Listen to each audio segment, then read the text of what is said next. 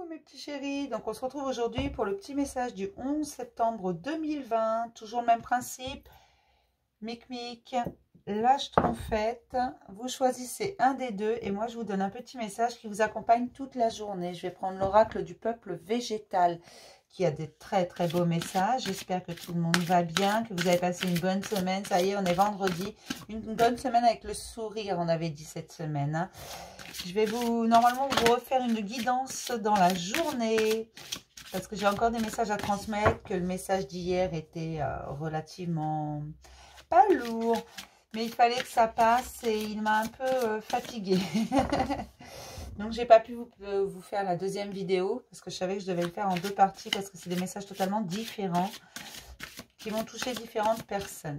Alors ça peut être également les mêmes sur certains points, mais ça ne vise pas la même, ça ne vise pas la même chose dans votre état d'esprit. Enfin, je sais pas comment vous l'expliquer. Voilà, ça peut vous parler les deux ou rien du tout, ou juste un des deux, mais voilà. Il y a un deuxième message à passer que je vais vous faire passer. J'ai encore quelques places pour la semaine prochaine puisque j'ai eu des désistements. Donc ceux qui veulent prendre rendez-vous la semaine prochaine, il y a encore quelques places, d'accord? Donc n'hésitez pas. Après, j'en ai pas des 1000 et des 100 et ça va partir vite, vous le savez.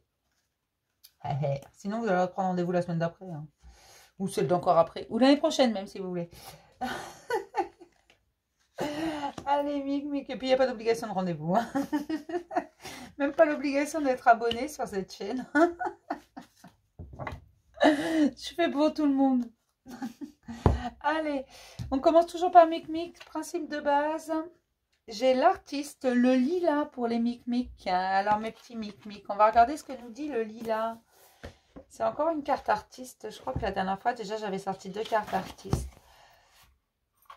Alors, le lilas, page 159.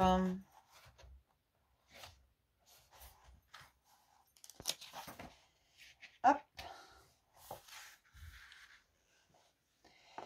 Le lilas est l'artiste de la création, du renouveau, du changement. Il est porteur de bonnes nouvelles et d'initiatives fraîches et novatrices.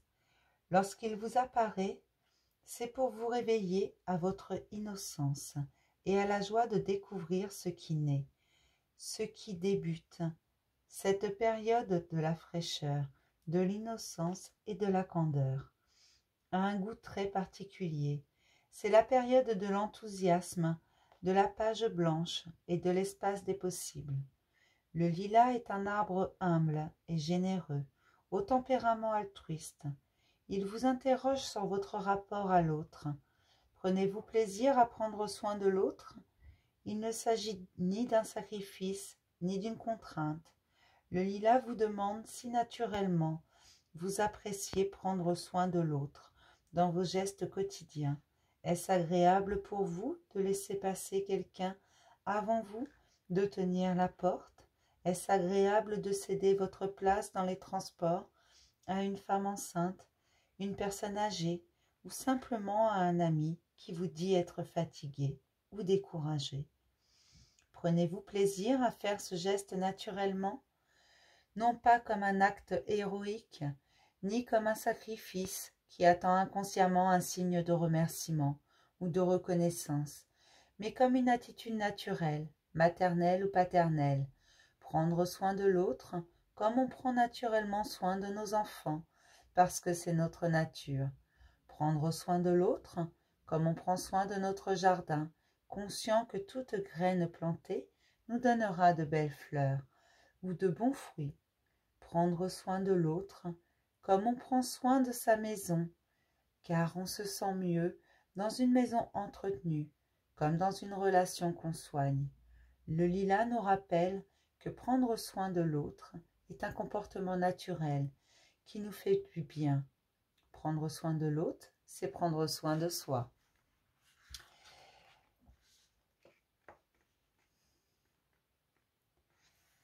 Alors, je vais vous lire le message du lilas.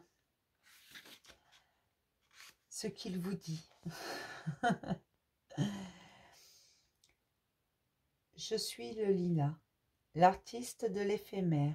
Je m'adapte naturellement à tous les environnements, car j'aime la diversité. Je me plais autant seul qu'avec mes congénères, ou des compagnons d'autres espèces. La vie est un apprentissage et nous apprenons chacun beaucoup de nos relations avec les autres.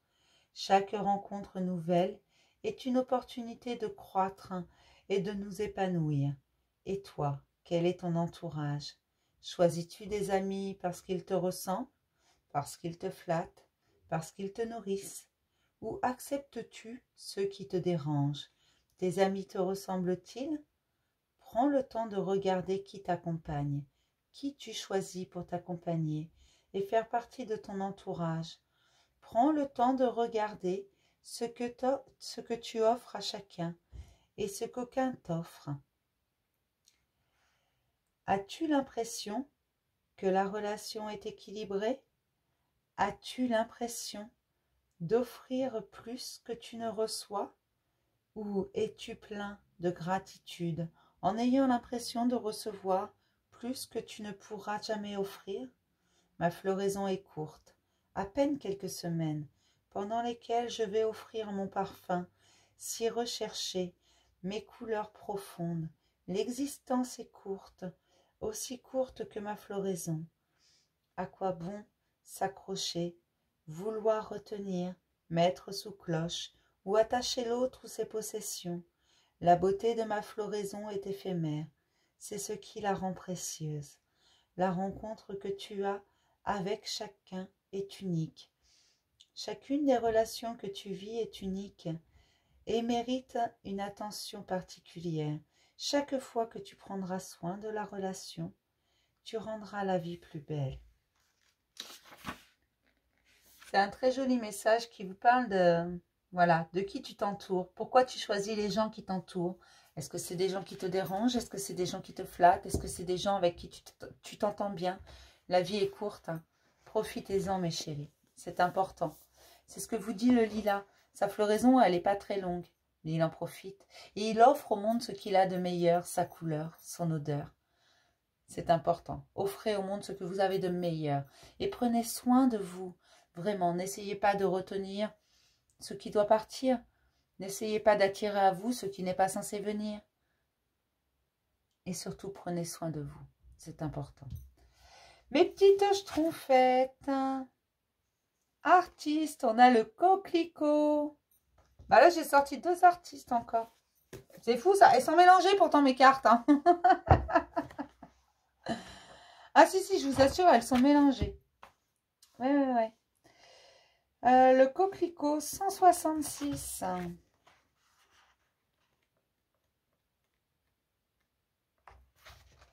En plus, je les ai pas mis au même endroit. Je les ai pas pris du tout au même endroit dans le paquet. Alors, le coquelicot. Le coquelicot est un artiste engagé qui paie cher son goût de la liberté. Lorsqu'il vous apparaît, c'est pour réveiller votre goût de liberté. La liberté est un état qui ne dépend pas des événements extérieurs. On ne demande pas à l'autre de nous laisser libres. On conquiert la liberté à l'intérieur de soi-même. On peut se sentir prisonnier dans un pays démocratique et libre dans une dictature. Qu'inspire pour vous la notion de liberté? Vous sentez-vous libre, en révolte, prisonnier? De qui? De quoi? De votre difficulté à pardonner ou à être enfermé dans vos souvenirs ou vos regrets. Le coquelicot vous rappelle que vous n'incarnez jamais votre liberté, que vous n'incarnerez jamais votre liberté en luttant contre l'autre. La liberté est un état intérieur qui s'invite dans votre cœur, dans votre foyer et dans vos actes, dès lors que vous vous affirmez seul face aux autres. Vous ne serez jamais libre en luttant contre l'autre ou en revendiquant ce droit auprès d'un tiers. Vous serez libre en vous libérant des concepts, des jugements, des habitudes et des a priori. Car la plus surveillée des prisons n'est jamais à l'extérieur de vous-même, mais issue de votre propre conditionnement. Je vous dis toujours qu'on a tous un milieu socioculturel, une éducation. C'est ça qui construit notre prison. Soyons libres. Le petit message du coquelicot. Je suis le coquelicot. Souviens-toi, enfant, Lorsque tu regardais les champs de blé, te souviens-tu de la danse que j'offrais parmi les épis mûrs et dorés? M'as-tu déjà regardé danser? As-tu suivi mon mouvement balancé par le vent? As-tu pu observer à quel point ma tige et mes pétales sont fragiles? On peut être d'une infinie délicatesse et puissant, pourvu que notre intention soit claire. C'est dans la pureté de ton intention que tu trouveras ta force. Souhaites-tu être libre? Te sens-tu prisonnier? N'est-ce pas? N'es-tu pas parfois prisonnier de ton seul désir de liberté? Regarde-moi, je vais t'apprendre la liberté, celle qui naît à l'intérieur. On ne trouve jamais la liberté dans un mouvement d'opposition, car l'opposition est une réaction. La liberté se conquiert par ses racines et ses choix, qui sont indépendants de ce que veulent, choisissent, préfèrent les autres. La véritable liberté est la liberté de l'instant présent et d'une respiration profonde, libre de toute attente. En te libérant de tes attaches, de tes souvenirs, en respirant profondément et en osant ton authenticité, tu vas créer le mouvement et réveiller en toi une véritable liberté, indomptable et inconditionnelle, parce que c'est ta nature. La liberté, elle grandit en vous, elle est en vous. Ne la demandez à personne, elle est là. Libérez-vous de vos chaînes, je vous le dis souvent. C'est vous qui créez vos blocages, qui créez vos chaînes. Je ne dis pas que c'est de votre faute, c'est pas ce que je dis. Je dis simplement que la liberté ne se réclame pas. Elle se prend. Elle se prend. Vous devez être libre dans vos cœurs, libre dans vos idées. Libre, simplement. Libre dans l'instant présent. Libre de faire et de dire ce que vous voulez. C'est important. Comme ce joli coquelicot. C'est tout fin, coquelicot. Hein. Les pétales sont très très fines. La tige est très fine. Coquelicot, c'est très fragile. Et pourtant, il est là, il danse. Parce que la nature est bien faite.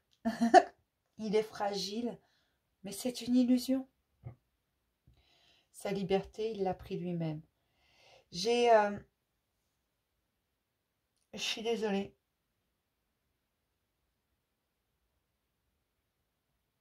J'ai quelqu'un qui est très mal. Qui est très mal. C'est au niveau du plexus solaire, donc de la valeur de soi. J'ai quelqu'un qui ne se sent vraiment pas bien. Qui se demande. J'ai quelqu'un qui se pose beaucoup trop de questions. Qui ne trouve jamais de réponse. Les réponses sont en toi. Ne l'oublie pas.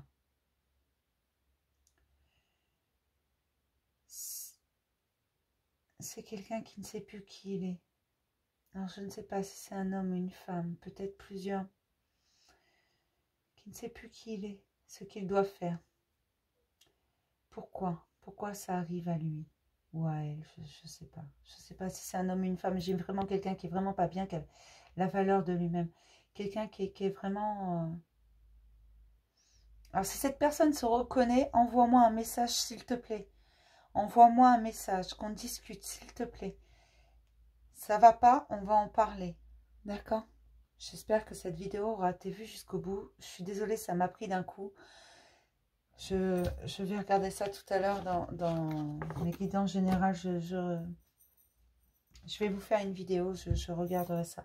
C'est vraiment, si tu entends ça, si tu te reconnais là-dedans, tu ne sais plus où tu en es, tu as l'impression de n'être plus personne et de ne plus exister, d'être limite transparent ou un objet que l'on met là et qu'on déplace comme on veut, qu'on bazarde et à qui on en fout plein la tronche, écris-moi s'il te plaît. On va discuter ensemble et parce que oui, tu as une grande valeur. Tu as une grande valeur. Alors tu veux que je te dise quoi? Tu as une grande valeur pour moi. Là, ici, maintenant, tu as une grande valeur pour moi. C'est pas pour rien qu'on me fait ressentir ça. Donc, s'il te plaît, écris-moi si tu te reconnais. Plein de bisous, mes petits chéris. Je vous fais plein de bisous et je vous dis à tout à l'heure pour une grande vidéo. D'accord? Bisous.